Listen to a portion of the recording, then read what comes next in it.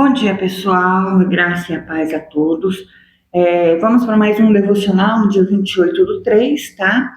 E hoje a palavra que eu trago para vocês, ela está em Atos, no capítulo 3, versículo 4 ao versículo 6, né? Com o tema, o que dinheiro nenhum pode comprar. Tá? Então vamos lá, vamos ler essa passagem. E Pedro, com João fitando nos olhos, fitando os olhos nele, disse: Olhe para nós. E olhou para eles, esperando receber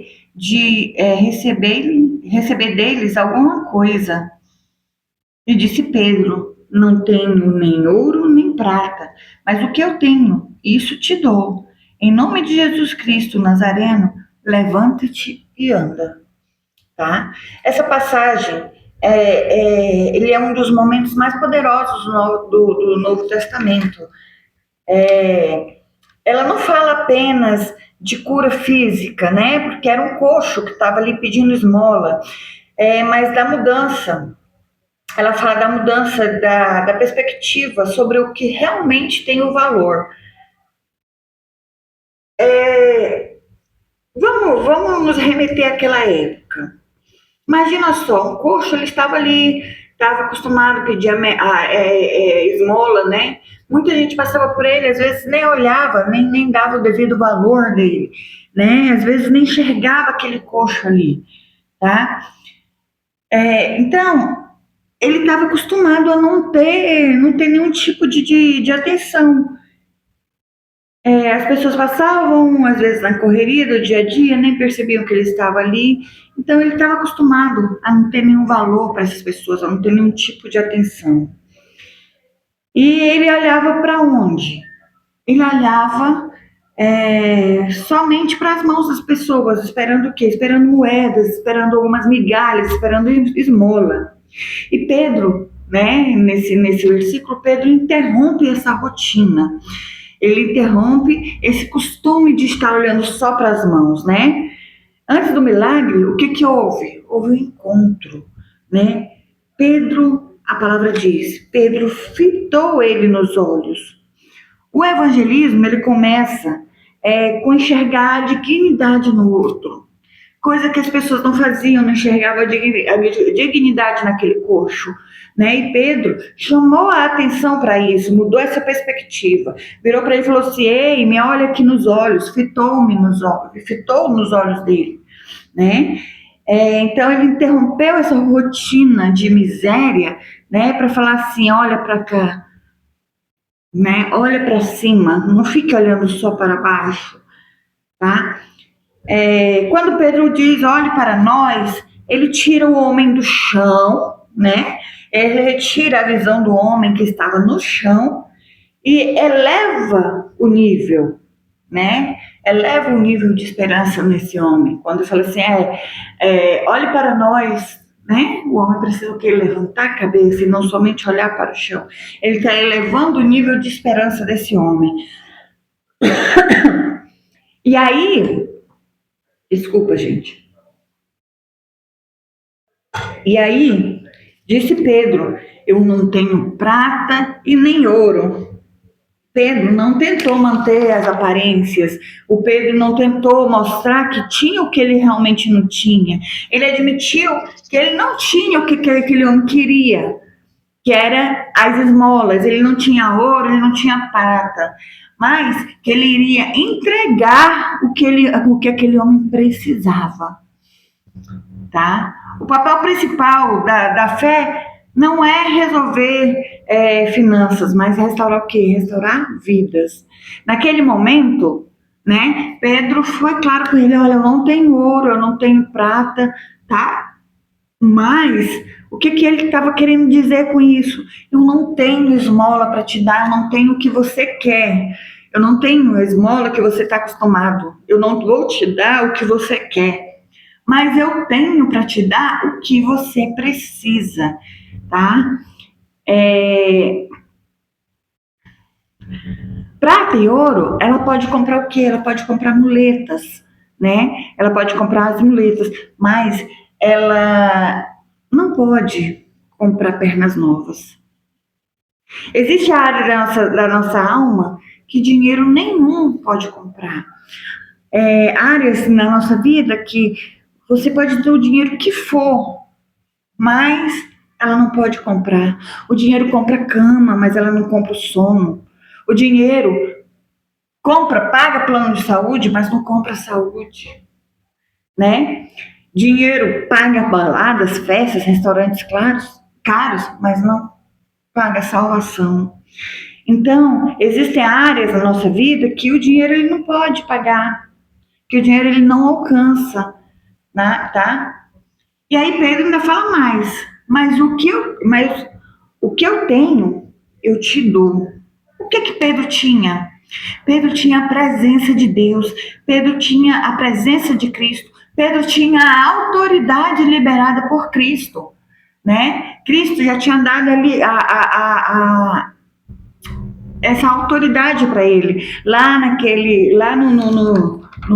Bíblia, no capítulo, vou dar uma olhada aqui atrás, nosso devocional anterior, lá em Mateus 16:13, Deus deixa isso muito claro, quando Deus pergunta para ele assim, e vocês, quem pensa que eu sou? Que Pedro responde, tu és filho de Deus vivo?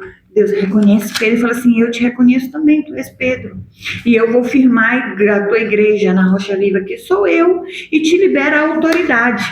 Então Pedro tinha a autoridade de Cristo, né?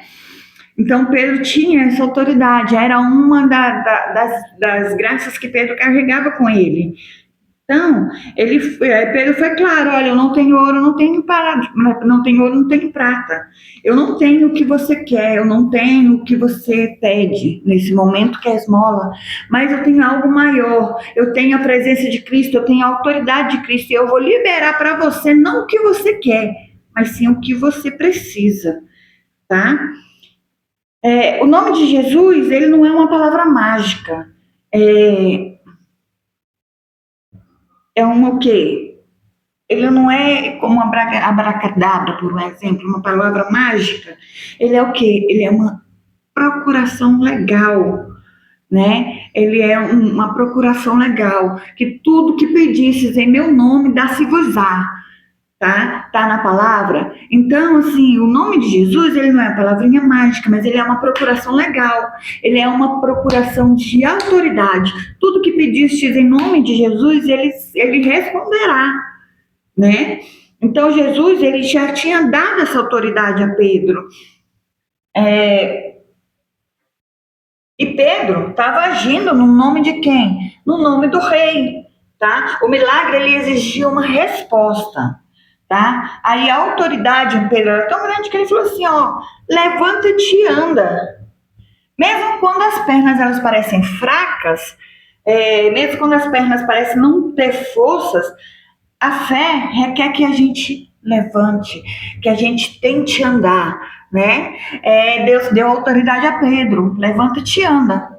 Mas a fé daquele homem, ela tem que entrar em ação. Ela precisa entrar em ação, ela exige essa ação, né? Pedro liberou a autoridade, falou, não tenho ouro, não tenho prata, o que eu tenho eu te dou, a autoridade que eu tenho no nome de Cristo, então levanta-te e anda. Mas aquele homem precisava ter fé e colocar esta fé em ação, tá? Para concluir, muitas vezes entramos na presença de Deus buscando o quê? Buscando ouro, buscando prata, buscando soluções rápidas, né? Confortos materiais, esmolas emocionais. Às vezes, muita gente entra na presença de Deus assim, né? Buscando as esmolas emocionais. Mas Deus está dizendo hoje, eu tenho algo melhor para a sua vida, melhor do que esmola. Eu não sou um Deus de esmola, eu não sou um Deus de pouco, eu sou dono de tudo, eu tenho algo melhor na sua vida, eu tenho a restauração para a sua vida. Então, para concluir, né, pare de olhar hoje para as mãos dos homens, para de olhar hoje no natural, o que as mãos dos homens podem dar, a esmola que eles podem te dar. Para de olhar para essa direção, para de olhar para baixo e olha para o que realmente né? Tem valor, começa a olhar para cima, começa a olhar para a graça que Deus libera do alto, começa a olhar para Cristo, né? Que os servos anuncia. Começa a olhar para o Deus que é o dono do ouro, que é o dono da prata. Começa a olhar para a restauração que ele pode liberar na sua vida e para a autoridade que ele pode liberar para a sua vida, tá? O mundo hoje ele oferece só paliativo para a dor, tá? E Jesus oferece o quê? Oferece a cura para essa condição. Então, para de olhar para onde não importa e começa a olhar para a direção certa.